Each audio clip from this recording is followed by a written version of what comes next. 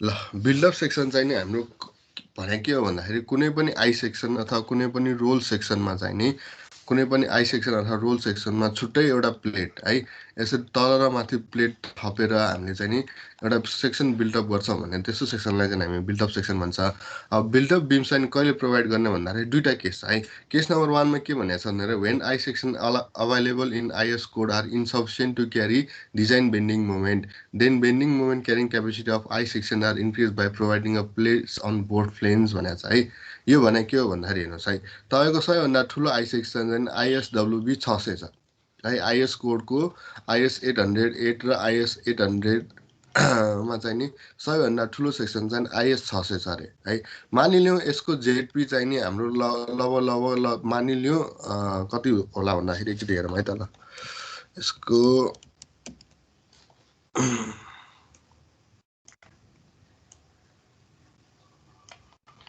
ल हेर्नुहोस् है सबैभन्दा ठुलो सेक्सन चाहिँ नि हाम्रो आइएसडब्ल्युबी 600 छ हो। अब यसको जेडपी चाहिँ कति छ 4341 छ अरे। ल यसको जेडपी चाहिँ नि 4341 छ अरे सिएम क्युबमा। अब तपाईँको सुरुमै त्यो एमयु म्याक्सबाट चाहिँ नि एमयु म्याक्स चाहिँ नि धेरै छ अरे यसले गर्दाखेरि जेडपी रिक्वायर्डै तपाईँको चाहिँ नि 5000 आइदियो अरे है। सुन्नु भएको छ है बुझिरहनु भएको छ है। तपाईँको सबैभन्दा ठुलो सेक्सन चाहिँ आइएस 800 आइएस 808मा चाहिँ नि आइएसडब्ल्युबी 600 छ अरे। यसको जेडपी चाहिँ नि 4341 4341 छ अरे। तर तपाईँको एमयु म्याक्स चाहिँ यति धेरै आइदियो कि जसले गर्दाखेरि जेडपी रिक्वायर्ड चाहिँ तपाईँको 5000 सिएम क्युब आइदियो भने अब यो केसमा यो 600ले त नपुग्ने रहेछ हो। यो जेडपी रिक्वायर तपाईँको 5000 छ तर म्याक्सिमम जेडपी नै हाम्रो आई सेक्सनको खर्च 4341 छ भनेपछि अब यो केसेसमा बेन्डिङ मोमेन्ट क्यारी गर्नलाई चाहिँ अब तपाईँले चाहिँ छुट्टै एउटा प्लेट बनाउनु पर्ने भयो है। केस नम्बर 1 ले के भनेको छ भन्दाखेरि तपाईँको चाहिँ नि यदि डिजाइन बेन्डिङ मोमेन्ट धेरै छ भन्दाखेरि design bending moment carrying capacity चाहिँ नि आई सेक्सनको इन्क्रिज गराउन है आई सेक्सनको bending moment carrying capacity increase गराउनलाई चाहिँ नि तल र माथि यसरी प्लेट हालिन्छ। यो चाहिँ फर्स्ट केस भयो है। अब सेकेन्ड केसमा के छ हेरौँ है। ल सेकेन्ड केसमा चाहिँ के भनेको छ भने where there is limitation on providing depth यो अलिकति इम्पोर्टेन्ट छ है। यो चाहिँ अक्सर यही केसले चाहिँ हामीले बिल्डअप सेक्सन बनाउनु पर्ने हुन्छ है। When there is limitation on providing depth the available depth will within the limit can't carry the design bending moment then build up beams are provided भनेको छ है। म एकचोटि फेरि भन्छु यो अलिकति इम्पोर्टेन्ट छ है। Where there is limitation on providing the depth, the available depth within the limit cannot carry the bending moment, then built-up beams are provided भनेको छ। यो भने के हो म अस्ति पनि अलिकति सानो कुरा गरिसकेको थिएँ हो।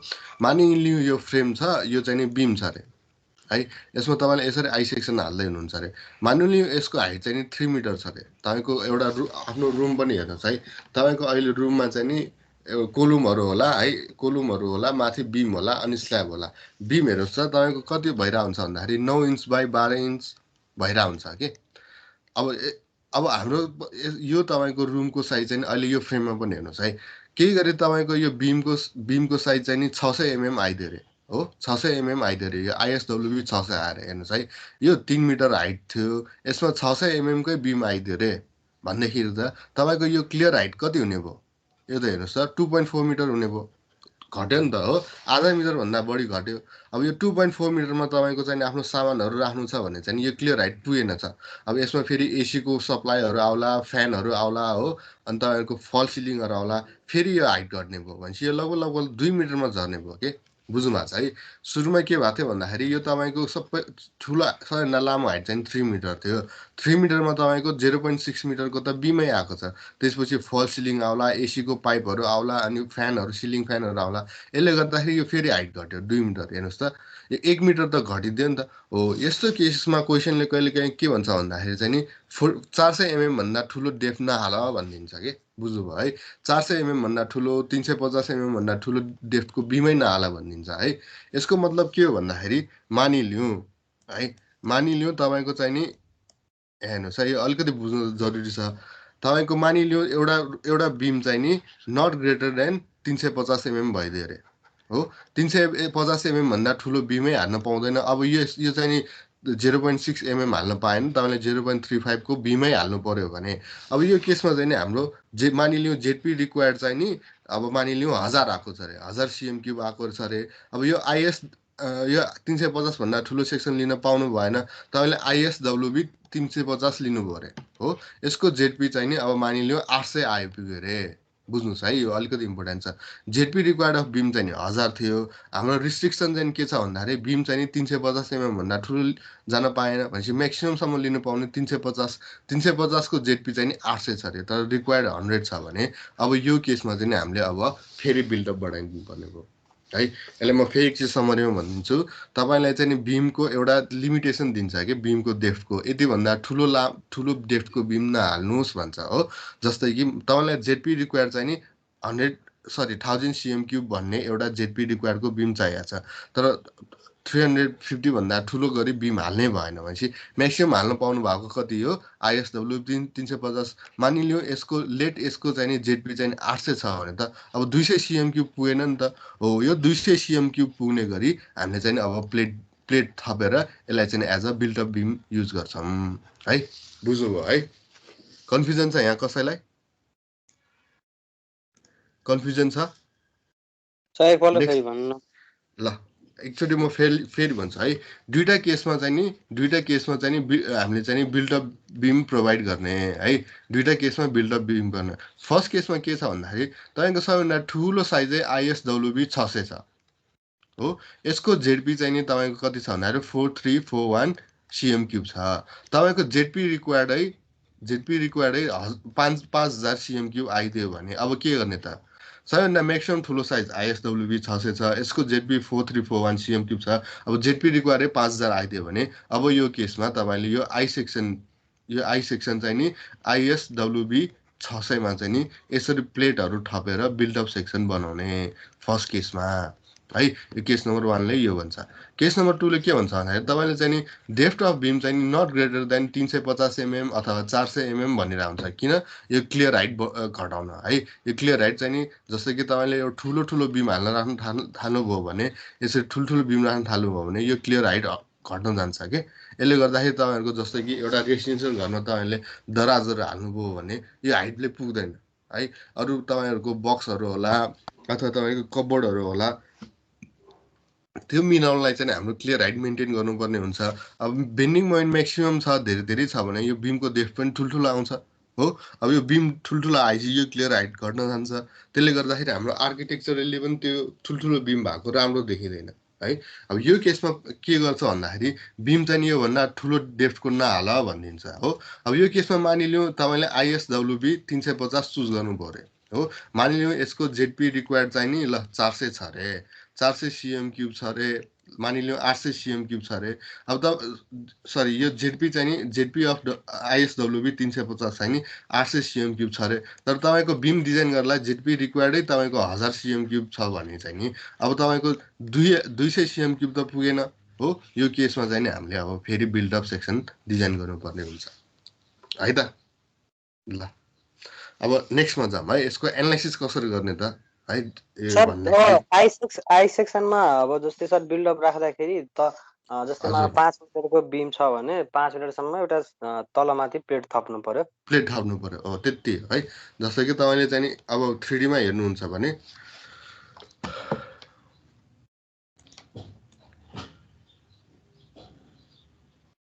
हेर्नुहुन्छ भने कस्तो हुने भन्दाखेरि चाहिँ नि यो आई सेक्सन भयो है। यो आई सेक्सन भयो, यो यसरी गएको छ है, यसरी गएको छ। अब यसमाथि फेरि प्लेट थप्ने के यसरी मोटो बनाइदिने है। ल भन्नुहोस् त के हो? पनि हुन सक्छ सर कि दुईटा बिम जस्तै सेम सेक्सनको जस्तै सेम जेडपी को दुईटा बिम थप्न मिल्छ होला सर?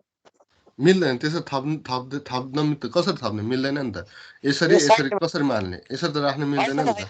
हैन सर, त्यसको साइडमा यसरी मिल्दैन। यसरी मिल्दैन। तपाईँको जेडपी मिल्दैन है, त्यसरी मिल्दैन। ल अब यसको एनालाइसिसमा जाऊँ है। यसमा के भनेको छ? Let ZP I be the plastic section modulus of I section है। आई सेक्सनको चाहिँ नि तपाईँको जेडपी चाहिँ कति हुने भयो? जेडपी आई हुने भयो अरे हो। अनि and ZP with the plastic section of plate है। अब आइपी भनेको चाहिँ नि सरी प्लेटको चाहिँ नि जेडपी भनेको चाहिँ नि जेडपी भयो है। ZP of plate ZP of I section छ भने then ZP buildup buildup plastic section modulus of build-up beam छ भने जेडपी बिल्डअप इज इक्वल्स के हुने भयो ZP of I section plus ZP of plate है। मानिलियो यो सेक्सनको चाहिँ नि जेडपी चाहिँ नि जेडपी आई छ रे हो।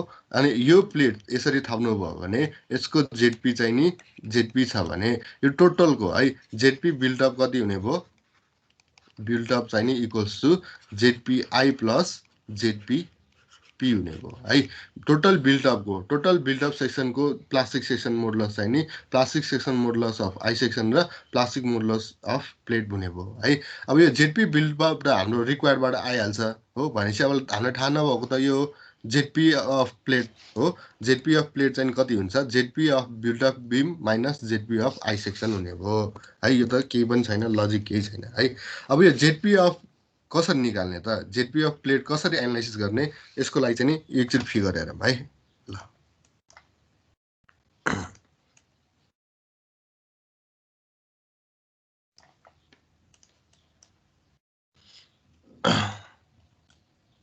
ल यहाँबाट हेरौँ है। तपाईहरुलाई के थाहा छ भन्दाखेरि तपाईले यसरी बिम लिनु भएको छ हो। यसरी बिम लिनु भएको छ भने यो पोर्सन केमा जान्छ हाम्रो कम्प्रेसनमा जान्छ यो टेन्सनमा जान्छ है।